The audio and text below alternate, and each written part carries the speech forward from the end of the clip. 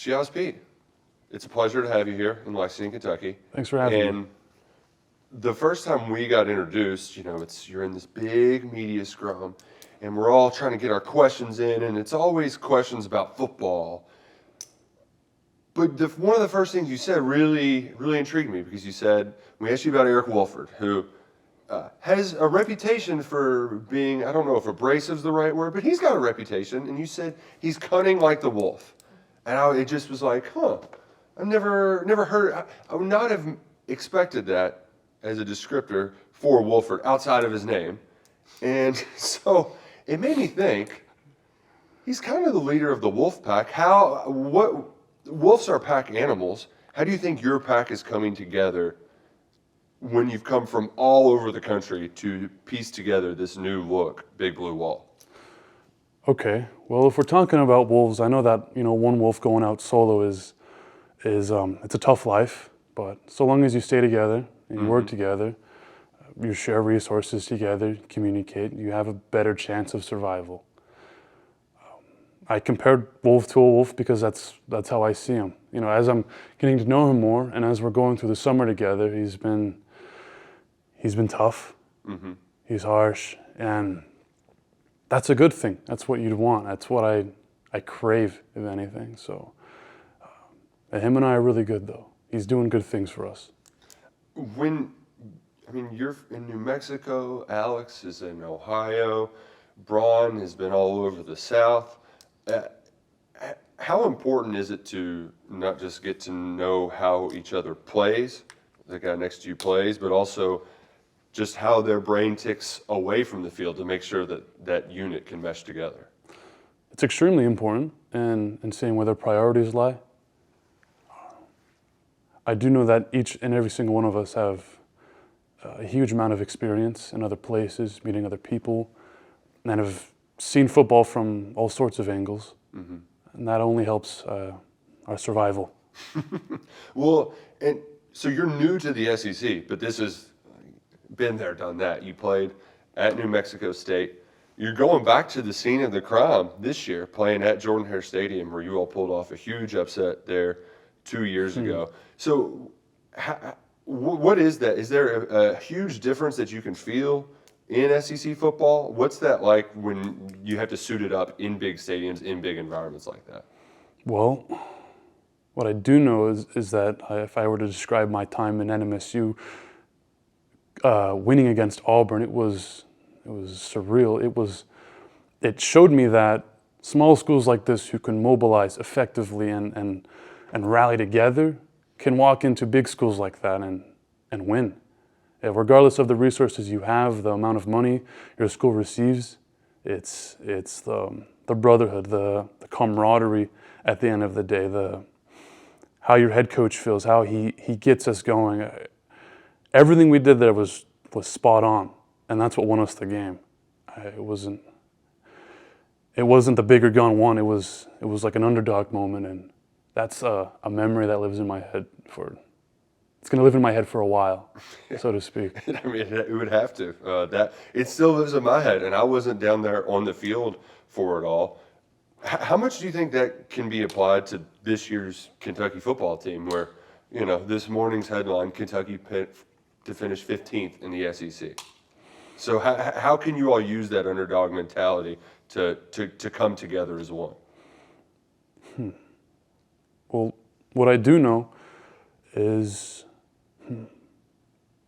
we're 15th. That's what they say. That's what at least one person has said. Yeah, 15. They make it sound like we're a lost cause. But then I'd argue lost causes are the only things worth fighting for, and that what we're doing here is worthwhile. Our experience, the one in my own line, we have, libraries worth of it. And if we can apply it together, and I do know that the O-line is the backbone of our program. So long as we can rally there, I'm confident. What do you? I'm curious because I learned you're a big chess player. Yeah. So you like to dabble on the board. So how is football? How is football like chess? How's football like chess? Yeah. Well, there's You would think sitting behind a board, like the chess players in all of the old movies are much different than the football players. So how are they alike? Well, it's like strategic. There's two teams, obviously, and there's multiple positions, each with their own skill set. If anything, too, it's like it's even more than the chess game. It's how you can get into your opponent's head. Football is like chess in that regard. It's like any kind of strategic campaign.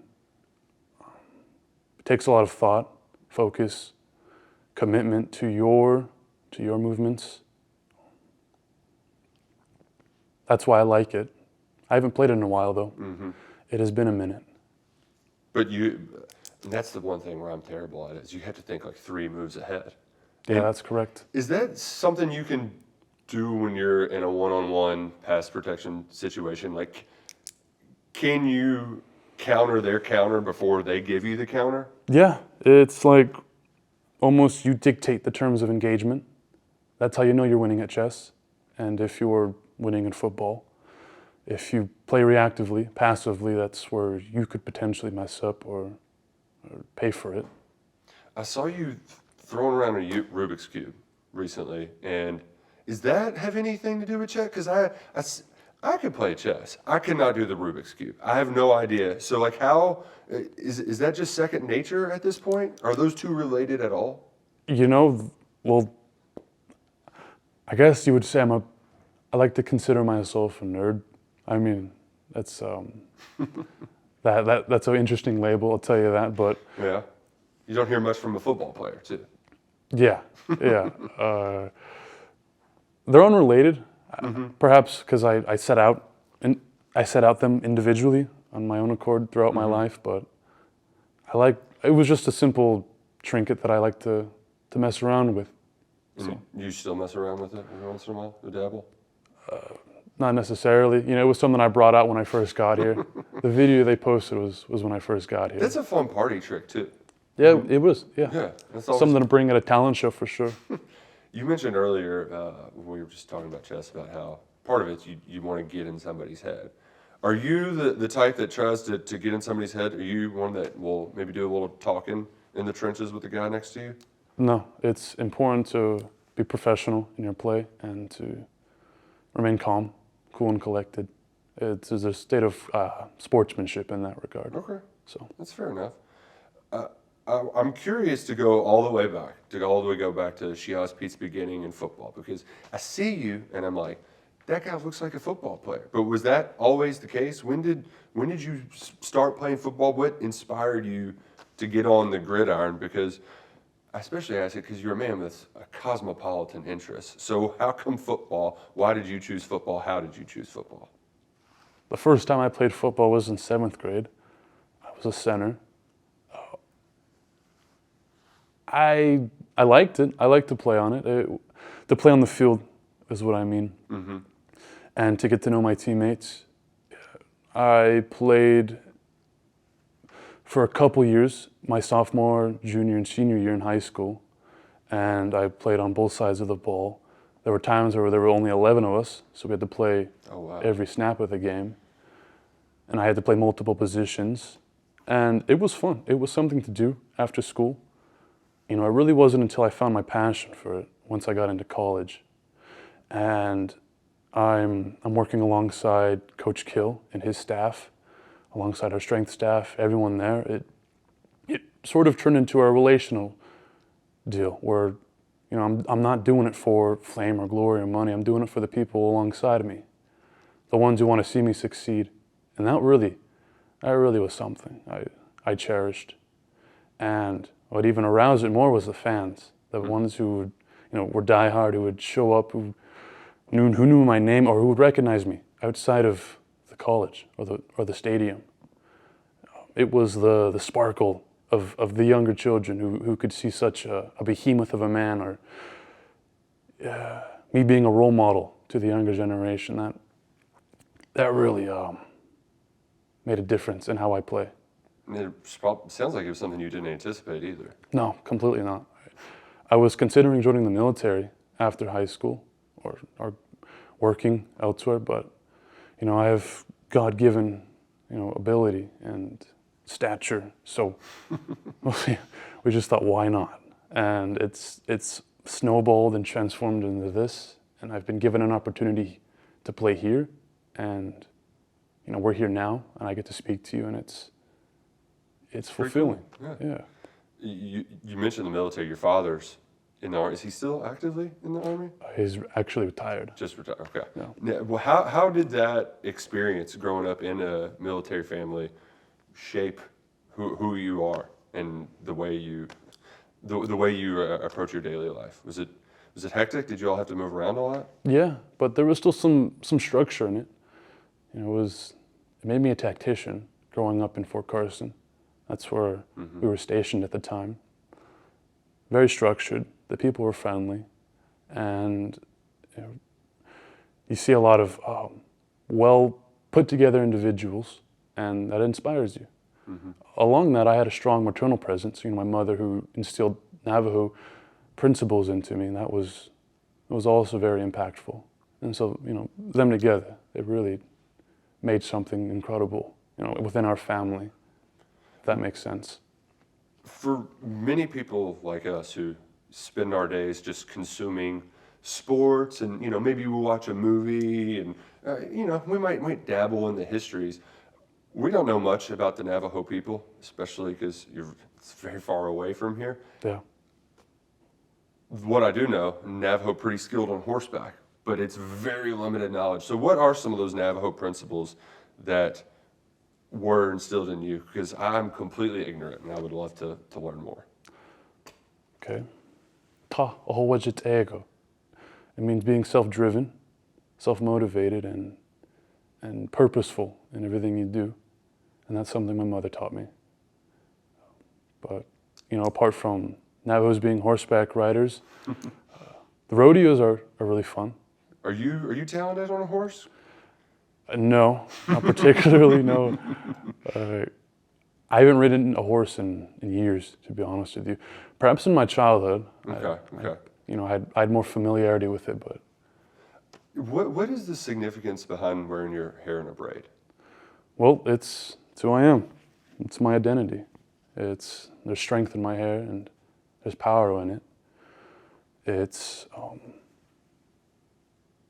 a cultural significance. It's something that makes me stand out and explain that I'm not, I'm the net. That makes sense. Okay. Now, is there a sense of responsibility for you to represent the Navajo Nation well? In a sport where there's not a whole lot of members of the Navajo Nation represented? Well, sure. It's just like me representing Kentucky football. I got to show up every day, show up with class, and when I'm outside of the facilities, I have to conduct myself as such in order to put Kentucky football in a good light. So I do that same thing, but for the Navajo Nation. So, Navajo, obviously English, you're speaking it very well. You also know ASL? How did that come about? I mean, a very small bit. I took a class in college, but... Well, that counts, right? That still counts. Yeah, I guess so. Yeah. Was that difficult to pick up? Incredibly. I wouldn't consider myself a very experienced Navajo speaker. I speak this language well, and doing so, I've kind of forfeited the other ones. But in time, after football, perhaps when I have more time to dedicate to myself, sure. You mentioned the rodeos. You were in Montana. I've watched a little bit of Yellowstone. I've dabbled. But does the show, you probably don't have to watch the show. Yeah. But what's it like living in a place with wide open country, mountains, where you step outside and the outdoors are kind of your playground? It's a sanctuary, that's for sure. And it heals. It's medicine is what I call it. You can really connect yourself out there, ground yourself. And it's something unlike the modern world, and it's something I'd love to protect in any way I can. almost like my quarterback. You know, Yeah, yeah. it's peaceful. Certainly, certainly. Our mountains are a little different here. Have you gotten a chance to sample any of our mountains yet? I have not, Okay. but I'm looking forward to it in the coming months. Yeah. So before fall camp and whatnot. Yeah, yeah. That's a nice way to get a little medicine before football season starts, to kind of sort of ground yourself. I learned you play didgeridoo too, as one of the things. What inspires you to pick up some of those additional, like? Well, they're cool. It's interesting. I'm a big fan of the culture within Australia, the Aboriginals or whatnot. Mm-hmm. But that was my grandfather's, and so I hold on to it. It's back in Arizona. Mm-hmm. It's just like the Rubiks cube. You see what your mind can get at, and then you move on from it. But it's a really fun instrument. Is it harder to pick up than a new offensive playbook? Ooh. Well, it's like anything. It's repetition. Mm-hmm. Doing something until you get good at it. But yeah, no, I do like movies though, and that's where I really get where I can expand on the things I see and whatnot, and almost study another person's culture, given the director of the film is Right. good. Yeah, yeah. I forget what I was watching. I was watching the last 100 Days of Napoleon Okay. Bonaparte, and that man is incredible. Fascinating individual. Yeah, really cool. So when the new movie came out, the big Joaquin Phoenix one, before it came out, I was like, I'm going to learn everything I can about Napoleon. Even when I'm exercising, I'm jogging, I'm listening to a Napoleon podcast. Great. He was like the first PR man of the world. What do you mean PR? Like he would make he had his own printing press to like hype himself up. Like this Napoleon Bonaparte, he led the charge across the bridge. It's Talk like, about building your brand, right? he was one of the first brand builders. And the other thing I didn't realize too, now we hold a sense of respect and reverence for our military. People like your father, right? Where we thank them for the service before football games. We honor our troops. But in Napoleon's time, that was where the criminals went. And he was the first one that started all-out war. Where it was like, we are going to have the economy, the people, everybody's going to get behind our chance to conquest the world. The fact that this little guy who came from kind of nothing off of Corsica got an entire nation to rally together. Like it's crazy that he was able to change the way that we do war. It's absolutely wild. And then he ends in obscurity, probably getting stomach cancer on an island in Elba. It was during the Battle of Waterloo. His stomach, ruptured or whatnot. I'm not sure how it happened, but he got terribly sick.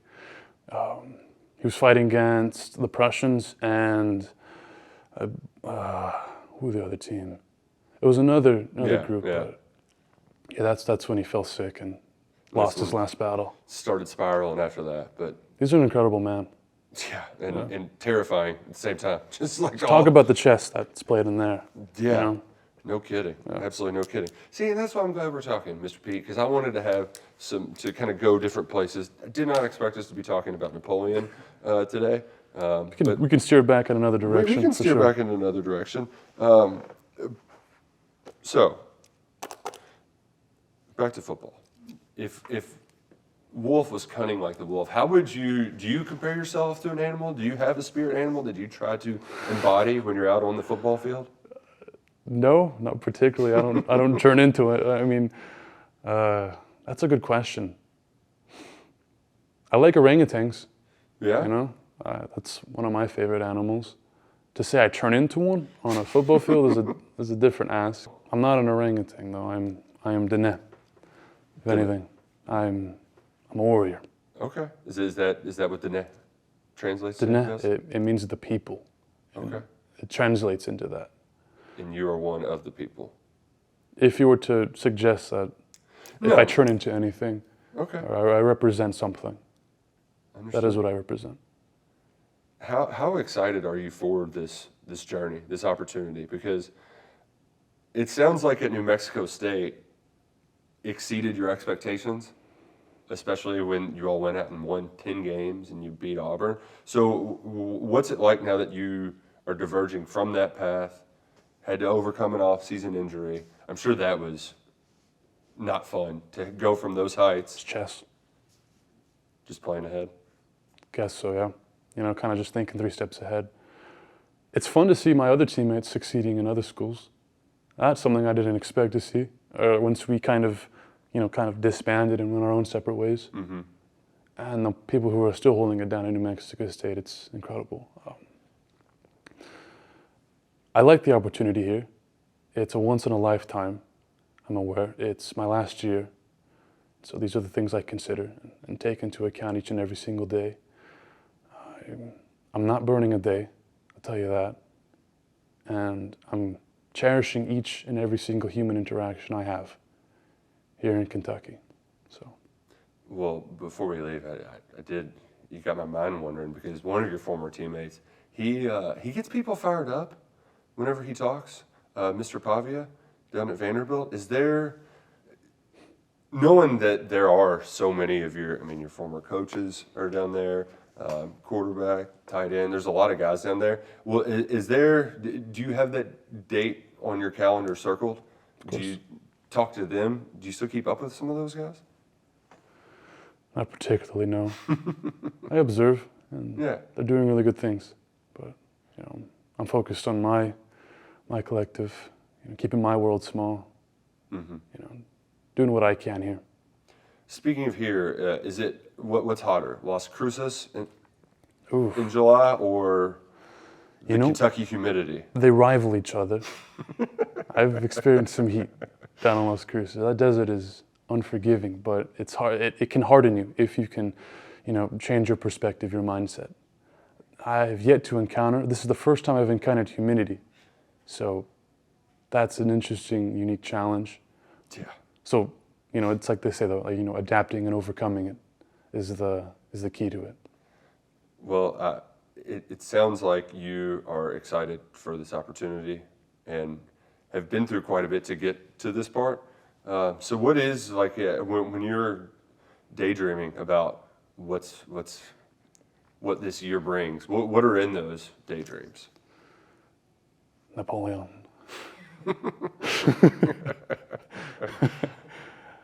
Might as well dream big. Awesome. I appreciate it, Shiyazh. Thank you. Mr. Pete. That was awesome, man.